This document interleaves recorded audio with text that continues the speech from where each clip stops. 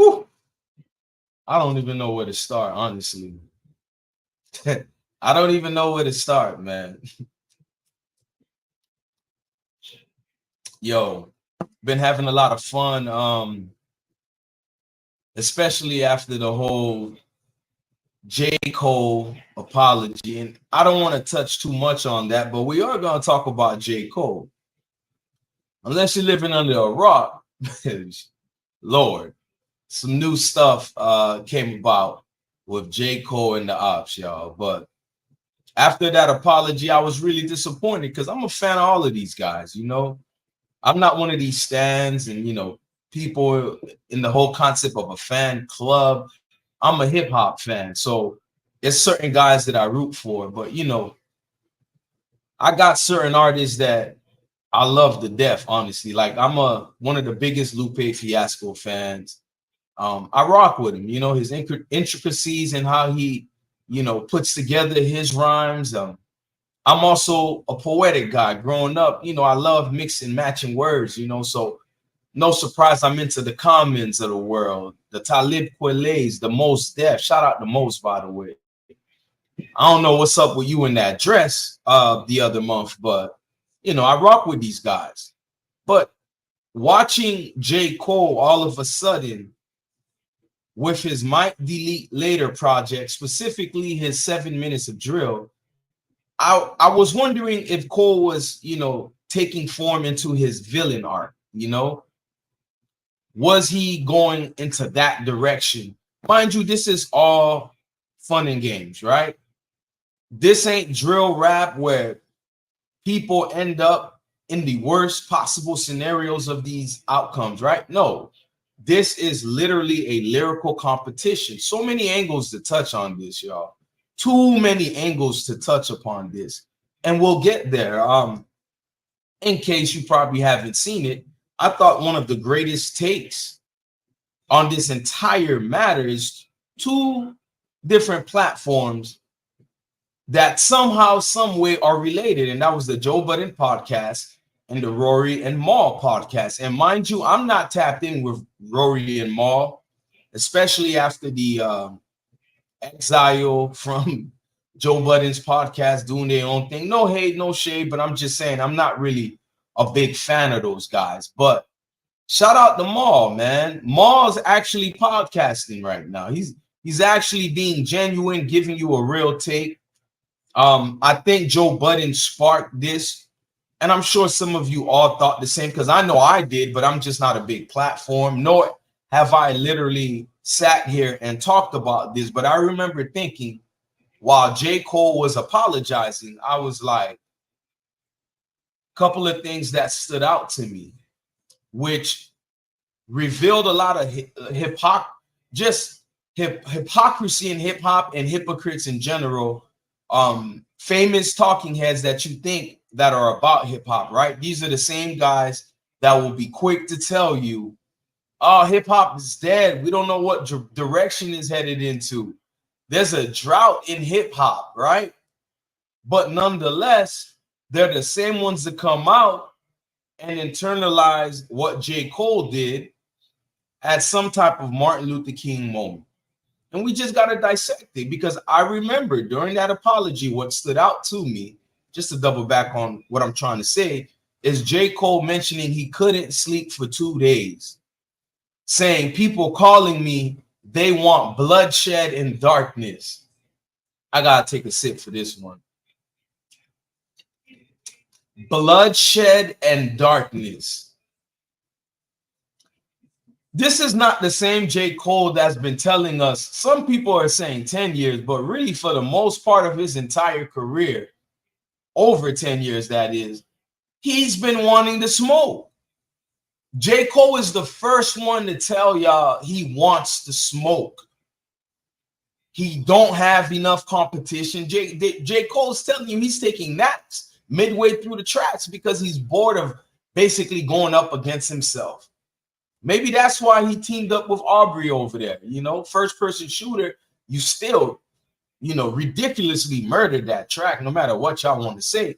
But I'm listening to the apology, and, you know, I kind of got over it. J. Cole will live with those consequences. he's gonna live with those consequences. End of discussion. There's really nothing to say, especially when you're keeping it within the context of lyrical sparring, just hip hop battle in general. His legacy is what to y'all? The goat of what? Of making, you know, decent music, fine. But if it's about challenging others and setting his mark, no, he backed out. Mind you, it's funny, you write a track like 7 Minutes of Drill, whether y'all think that was Cole's best, you know, project, or even if you think it was a good enough song to diss Kendrick to, I like it. I like 7 Minute Drill, you know, because it had a lot of personals. It had a lot of personals. People were complaining about Cole's tone, and it's like he really didn't want to diss, and I get that. But I think y'all thinking way too deep on that. End of the day, he gave you a diss song, and he went straight at Kendrick. It's like setting up the playing field for a real arena spectacular, right? Like you're gonna see gladiator type of sparring real quick in terms of lyrical penmanship.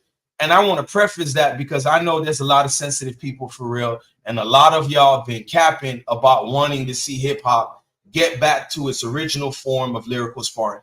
And I'm gonna say that, and I'll explain why shortly. But I really thought J. Cole dropping that diss, responding to Kendrick with the quickness, I'm like, okay, Cole's ready for this. He even told y'all this is just a warning, meaning this ain't my best. This ain't my best. It was just like, hey, I got the message, I got the memo, which he even quoted in the song, heard somebody dissing, wanting attention, etc. But to apologize, it's one thing. He did something else, y'all.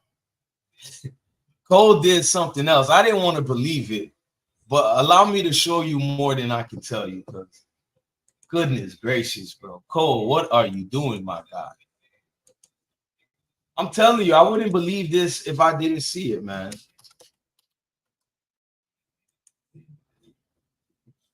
We're going to touch on all of you guys that had something to say about Cole's apology and paintbrush the entire hip hop genre of the wrong type of beef you guys speculated this to. But I really want to check out this J. Cole narrative by academics on what we're about to discuss, because I couldn't believe it myself.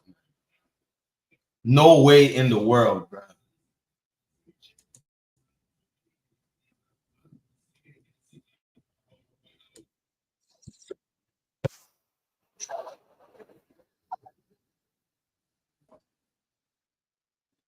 I hate that guy's intro, by the way.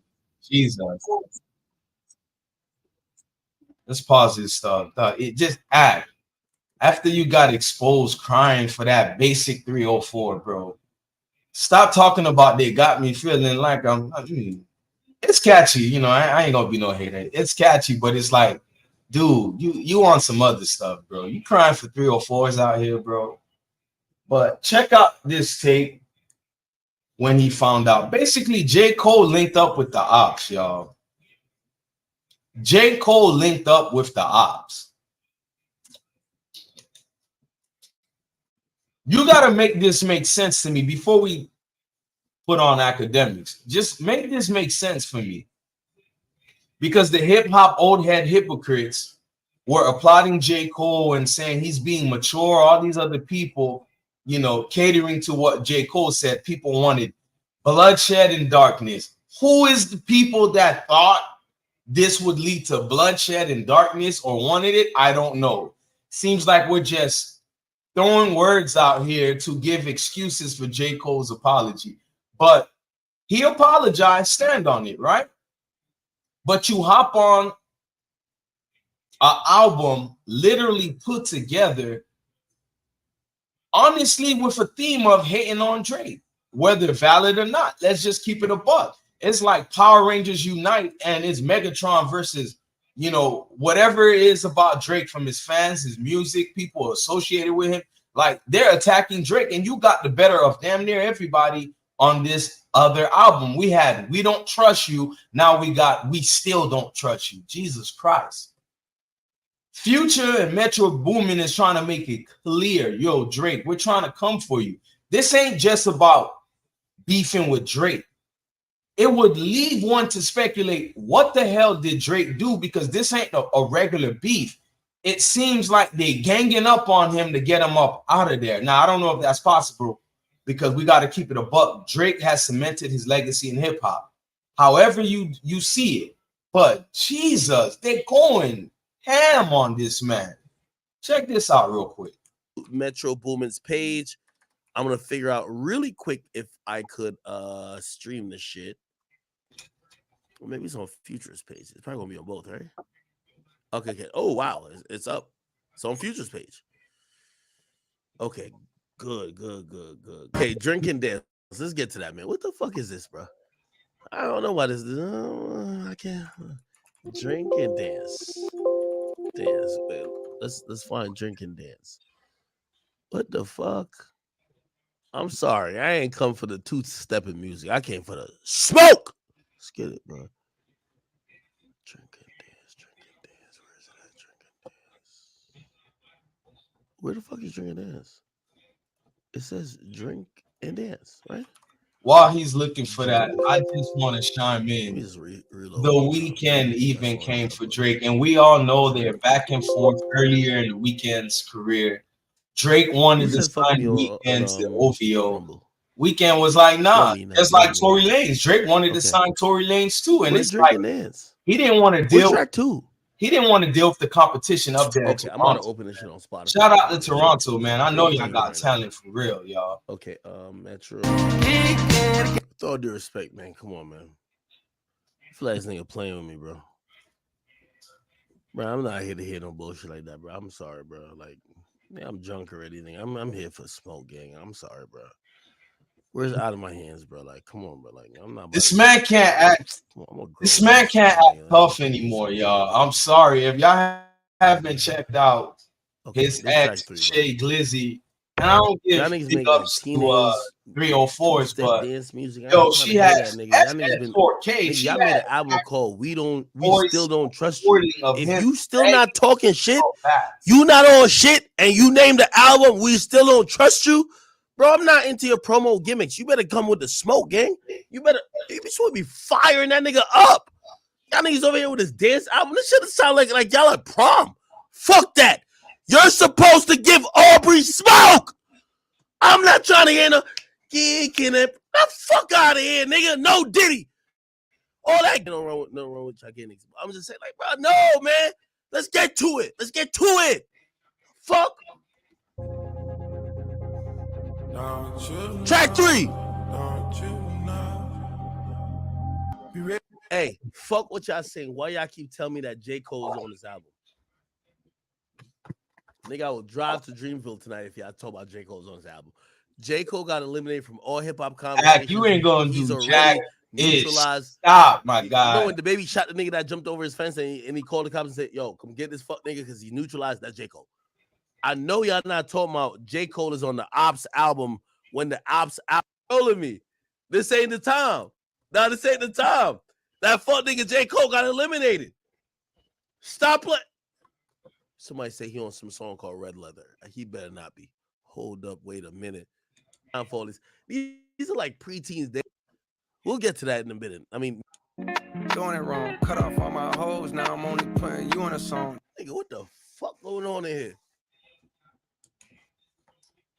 He just found out J. Cole is on the second project of We Don't Trust You, which is We Still Don't Trust You.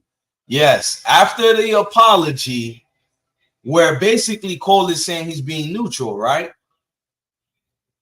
Yet he's on a project dedicated towards the theme of going up against Drake. I mean, y'all could say what y'all want and say Cole's trying to be cool with everybody, but how cool is it him knowing this project is geared towards going out against Drake, but yet you hop on it? Why didn't you keep that same energy with Kendrick then? That's all I'm saying. And I really want, before we get out of here, I'm going to give you a take on a lot of these so-called old school hip hop heads that really don't know what they want with this game. And it's sad, man. You know, hopefully Drake come out with some fire. Kendrick responds with some fire. I've been hearing ASAP Rocky doing this thing the weekend, but let's keep it real. We're looking for the heavyweight fight, and it's really the match between Kendrick Lamar and Drake, Mr. Arbery. I'm just saying, you know, so hey, that's what I'm looking for. I don't know about y'all, but that's what I'm waiting and looking for. But here we are. J. Cole apologizes, yet a couple of days later, we find him on a project dedicated towards ruining Drake's career. Ain't that something? Did this nigga apologize to go link with the ops? For real. He lied. This fuck nigga apologized to go link with the ops. It's like this nigga, like, we chose teams already, and now he's trying to get on the other team. Yo, I can't believe this nigga got a verse on this album. I swear, I can't believe it. You don't know Drake is in a fight for his life? Ways, but I'm J. Cole's a op. Fuck all that. These are the worst type of people. Chat, take it from me, man. Take it from me, man. If y'all been watching me, y'all know. Trust me. Sometimes it's the people who you love, the people you sleeping next to, the people who, like, that's your day one. They the ops. Like, you love them. You doing. All right, I'm not trying to make it that deep, guys. Like he's doing a little much, you know. But let me go ahead and pull up the lyrics to ASAP Rocky, Mr. Flacco, the real Flacco. You know, telling us how he really felt about Drake throwing that shot at Rihanna. If you don't know, please go search for it because I'm on a little time scale here and I'm trying to rush and go handle some business real quick. But yo, that was crazy. I'm not gonna lie. Rocky may not be the match that we all want to see, but it sure was an unexpected gem, yo. No cap, it was an unexpected gem. I loved it. Loved it, yo. And I'm forwarding basically to his verse. You know, forget all the chorus or whatever. Let's go straight to his verse. Call up Pluto. This is ASAP Rocky, by the way. Call up Pluto. Metro. Should have put me on the first one. Ninja swear they B words the baddest. I just bagged the worst one. You know how people, and this should be easy to convey, but still, people call their girls bad for good. So if bad is for good, the worst word, which is worse in itself, meaning it's the worst, right? But it's the best. He got Rihanna. And that I thought that was crazy how he word played that. Ninja swear they B words be the baddest. I just bagged the worst one. And I know specifically what he meant in terms of coming at Drake. And, you know, Drake's always talking about he gets the baddest women out here. And if you know, you know. I'm not necessarily reaching. Trust me, it'll get interesting soon. But basically, he's telling him, no matter who you call bad, remember you was drooling over Riri even more than Nicki Minaj? Awkwardly always around Riri, trying to profess your love for her, and she clearly didn't even want to friend zone you. That's how bad it was. She just did them fake laughs, pretending she was cool with you.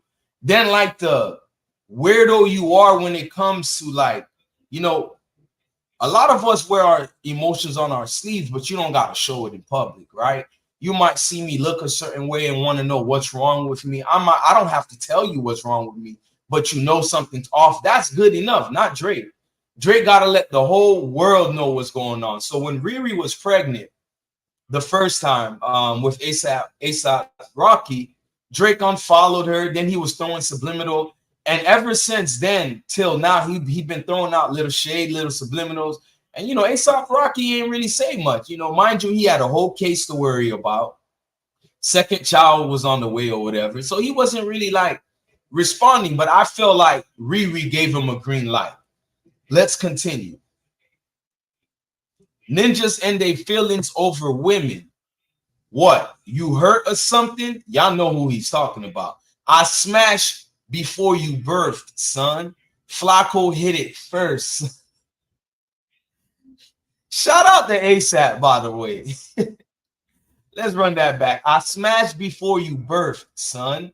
Flacco hit it first, son. Still don't trust you. It's always us, never them. Heard you drop your latest ish. Funny how it just came and went. Y'all know what he's talking about, but let's break that down. I smashed before you birthed, son. Meaning like, hey, a girl like Riri was for me before I was even born, Drake. You could have tried your best, even in your dreams.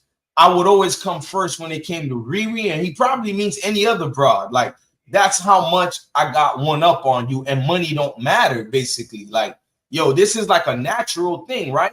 Especially to those of you that's ever gone through the high school phases of trying to figure out where you fit in or whatever it is, trying to go through your little identity complex of knowing who you are, right? In that journey, you might come across maybe a little shorty you like, but she's into a certain type of guy, right? Reputation-wise or whatever. But one thing I know, whether that dude had the best car, money or whatever, if you was ever been like a dude like me, right? You didn't really need the money or certain things. Be one-on-one with that chick. I bet you if you had game, right? Because it can't be on you. It got to be in you. I bet you're a bagger if you just have a little confidence, you know? But he's going deep with it when he tells this man, look, I smashed before you birthed, son. Like, I already had that. Moving forward, he says, still don't trust you. It's always us, never them. Mind you, they keep reiterating this phrase, still don't trust you. Listen, Drake, I don't know what you did, but they're trying to make it clear to the world, not only that they don't trust you, they don't want us to trust you for whatever reason. But I ain't got no dog in the fight. All of this is entertainment. And by the way, ain't hip-hop getting very exciting again? Very exciting. You even got Kodak, who's claiming, you feel me, he's on a straight and narrow, meaning like, you know, he's back on his bag of going back to doing what he does and love, which is rap, give us entertainment. Hopefully, you know, that'll be the case. Hopefully, this thing between Drake and Kendrick and Future and Metro, all these guys will inspire even the younger folk to step their pen game up, right? That's what I'm waiting for. But he continues, still don't trust you. It's always us, never them. Heard you drop your latest ish. Funny how it just came and went. And, you know, he's talking about that last album Drake had. You feel me? For All My Dogs really wasn't Drake's best, right? Even for Drake, you know, I know how he throws in, you know, his creative side, and he wants to be Mr. Versatile. This wasn't it, Drake. Not just because you're Drake and we've heard better, but just for any rapper on the level where you're at in terms of notoriety, that was not it, bro. Honestly, the best track on that album that I loved the most was First Person Shooter, but only because J. Cole went ham on it. You did good too. That whole you know, One Away from Mike, Ninja Beat It. You know, I had liked that little bar. It was kind of catchy. But overall, that album, I don't want to say it was a flop. It was just nothing to really talk about much. Just being honest, it was nothing to really talk about much. And so when Rocky said, heard you dropped your latest ish, funny how it came and went, it was just a low blow. It was nothing introspective, nothing crazy to jump and hoop and holler about. But what stood out to me is that all of the little petty, you know, back and forth and seem like name calling and picking for even the littlest things, I feel like something deep is behind the scenes that transpired that nobody is really coming out to say. I've heard speculations, rumors about, you know, it's a female involved. I mean, isn't it always though?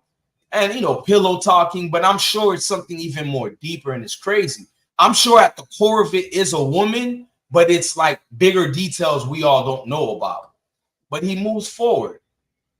Money long, but you know I gotta keep it trim. Her waistline small, but she ain't slim. Hey man, hey, I shout out my girl like that too, ASAP. I ain't mad at you, bro. I ain't mad at you. It's like he's just throwing it in Drake's face, like you know, this is the broad you wanted. I got it. I get to do whatever I want to it, all that, and I'm gonna show off and talk ish about her to you. But let's move forward. They call me Flacco Jody, but I'm him. Ain't ish changed B word. Upgrade a lane. B word. Stay up in your lane. B. God, he going in on this, man. My wrist a plain Jane. B word. She F me cause I'm famous and they don't speak my language. But bet she know my name. B word. A stainless cause I don't trust a thing. B word. F on her tongue. But really, I just hit a lick. No more Balenci. I'm getting really tired of Rick. Interesting. Tired of that ish. Y'all let me know what you think, because I've been struggling with this one when I heard the track. And I like to think that I could catch on real quick, but I'll be honest, I don't know if it's who I think he was talking about. Maybe I'm out of the loop on that one, but he says, I'm getting really tired of Rick. Y'all let me know what he meant about that. He says, cough up a lung. That blooming new biscotti hit.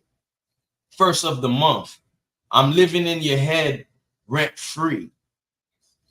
See, I could have broke more things down on this, but it explains itself, and it starts turning to nuance if you're going over things like this. He's clearly going hard at Drake and letting him know, hey, I don't rock with you.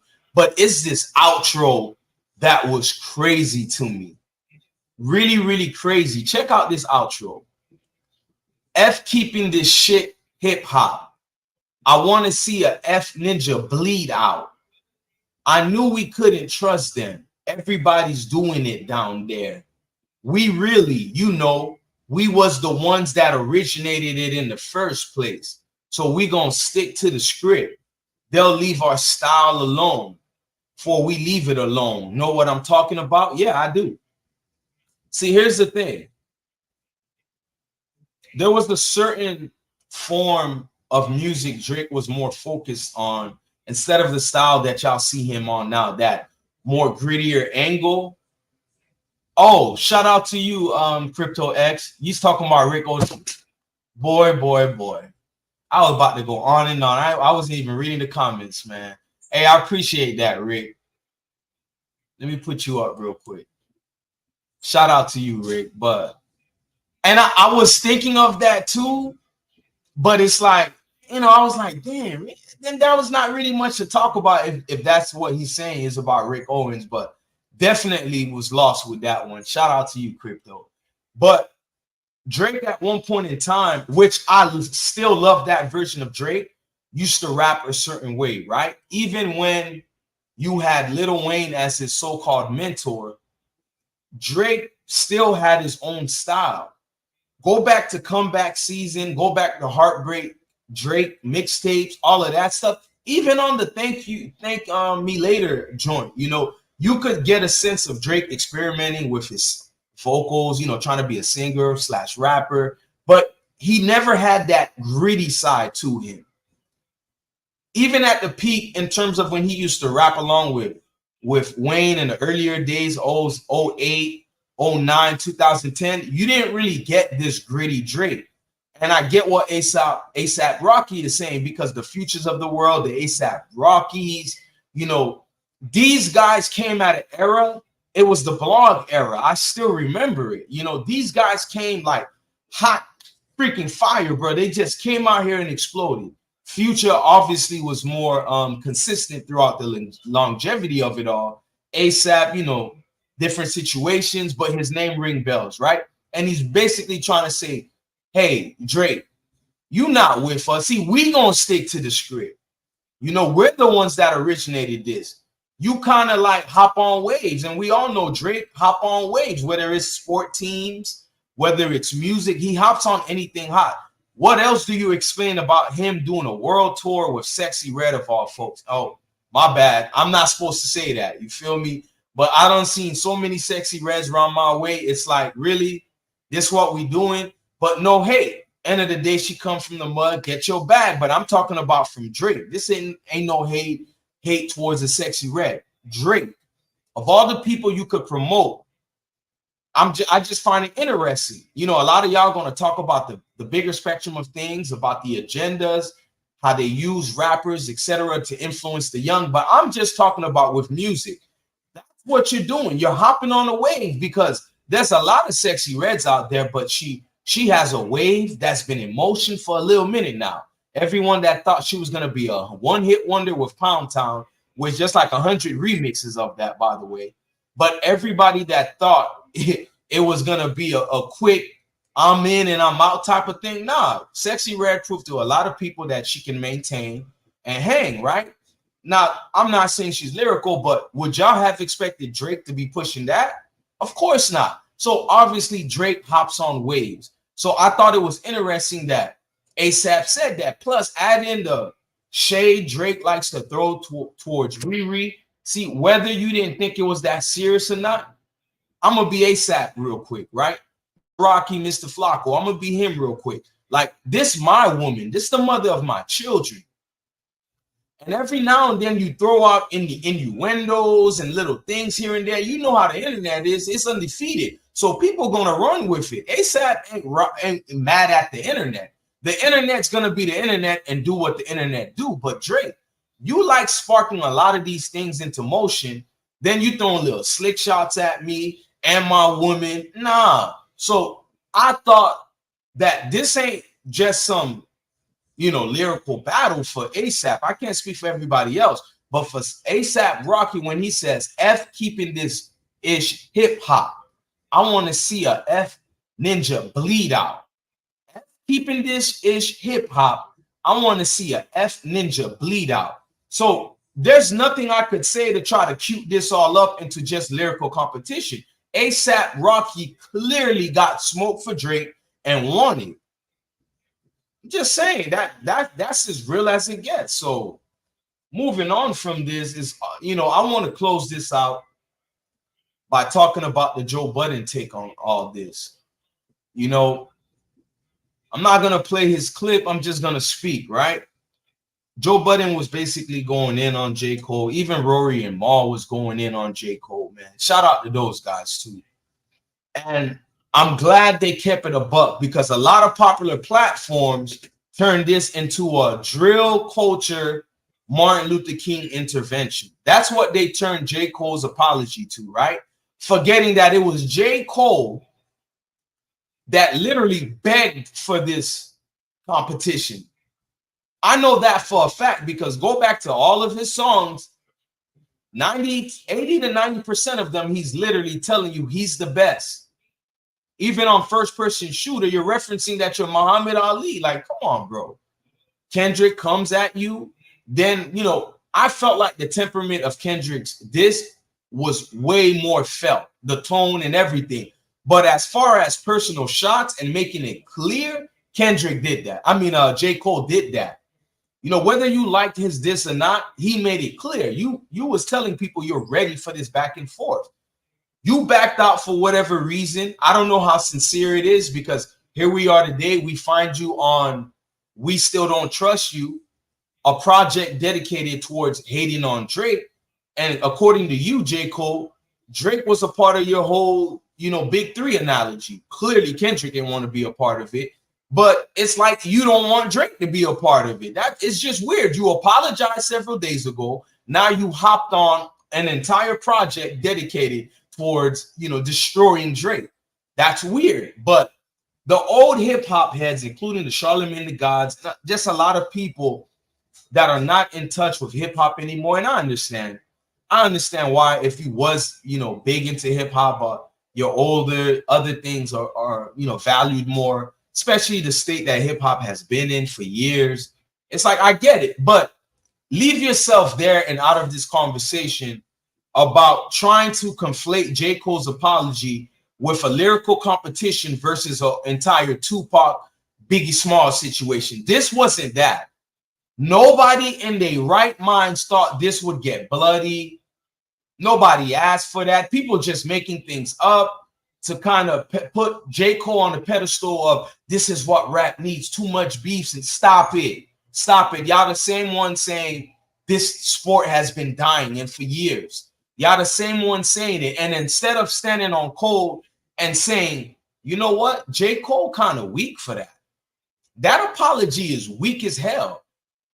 Instead of just keeping it a buck the way Rory and Mal did, the way Joe Budden did, shout out to Math Hoffa, he kept it real. And it's several others, but for the most part, many of you were hypocrites. Now you got a Johnny come lately, the hip hop that don't know anything about it is looking at J. Cole like, oh man, J. Cole really did save hip hop.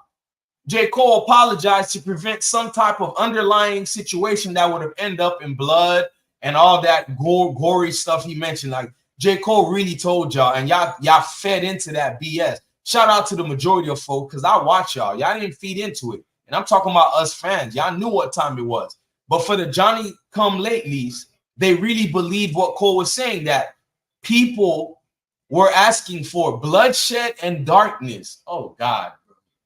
This gothic version of J. Cole, or maybe, you know, a hippie version of J. Cole really kind of annoys me. I was finding it okay when he was still trying to spar, still elevating his penmanship, you know, stepping the game up. But now you're conflating drill rap, gang bang, shoot 'em up culture, and degenerate street culture with a lyrical competition. The majority of y'all did it, and shame on you if you're in this rap game as a podcaster, A&R, an executive, you know, radio host, whatever, and then you were pushing this as a somehow so-called beef that would lead to disaster.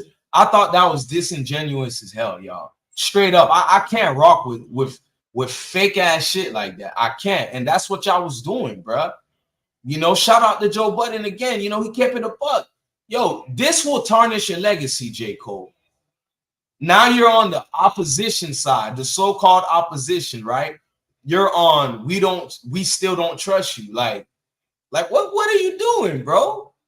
Look, man, that was my real conclusion on this entire matter. It's just the hypocrites in rap that stay coming at these young folks for being into, as they call it, watered down music, mumble rap. They got all this stuff to say about these youngins, right?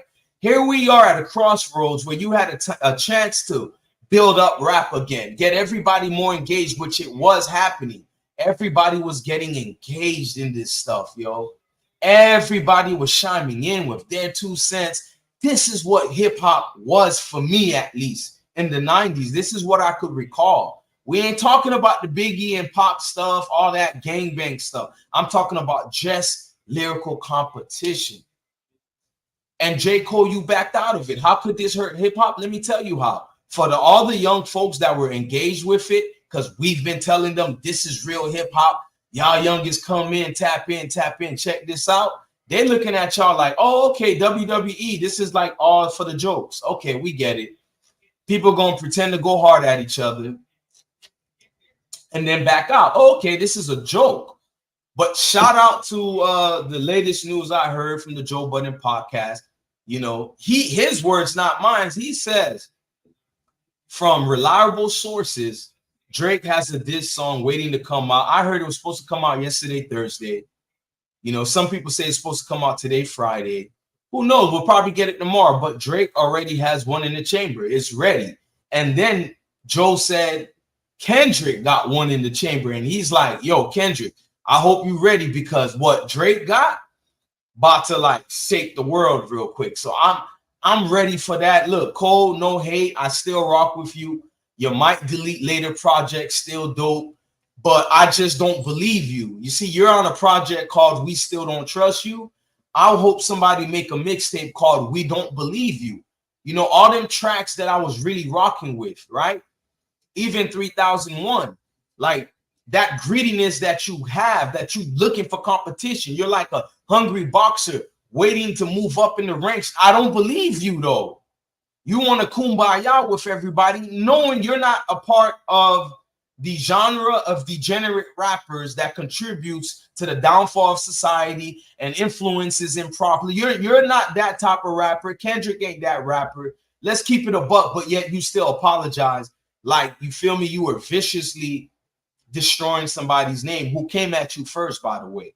So look, no more J. Cole talk. I'm going to try to like simmer down on that stuff personally, unless somebody requests for my thoughts on it. But, you know, I'm just going to rock with your music just as a music lover, but not for somebody that's hungry for a sparring competition, lyrical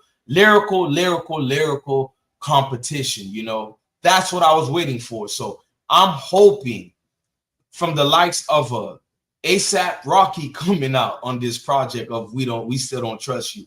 The Weeknd, Rick Ross. I mean, yo, Drake, you got half the industry coming at you, bro. Somebody out there in this internet world, man, drop the actual details of what happened, because I ain't never seen nothing like this, y'all. I've never seen nothing like this in hip hop where that, I mean, other than 6ix9ine, but you know, that's the obvious. You feel me? This boy had a whole cable network live audition of his trial of, you know, taking down them dumb old guys over there. What do you call this group? I forgot the group. Whatever Blood Game member he was a part of. I really didn't pay much attention to it. It is what it is. Who cares if a gang goes down on a RICO charge? Like, I never cared about shit like that, honestly. Y'all can pretend y'all care, but these people don't affect your everyday lives. So, you know, let's take all of this with a grain of salt. But nonetheless, other than like a 6ix9ine, which speaks for itself, you've never seen anything like a back and forth with rap where the majority of hip hop, and I'm talking about like the heavyweights, are all ganging up on one person, and that's you, Drake. What the hell did you do? I know you and your light-skin activities like to step on people's toes with their girls or whatever woman they're affiliated with, 304 or not, but it can't be just about a woman. It got to be like layers to this, and I just want this unveiled. That's all. But what say y'all in the comment section, man? I just wanted to like share my thoughts on this because this is crazy, man. Like, you got entire projects with a gang load of notable rappers teaming up like the Power Rangers, uniting against Drake. I mean, come on. I want to know, and I'm not into gossip, I promise you. But I just, you know, I'm not a spring chicken, y'all. I'm older. I mean, look young, but like, I've never seen this in rap. The team up against Drake like this, where you got The Weeknd. The Weeknd, who's just been dropping nothing but gothic type style of music, wants to chime in on Drake. Mind you, that beef hasn't been re-sparked since back in what, 08, 09?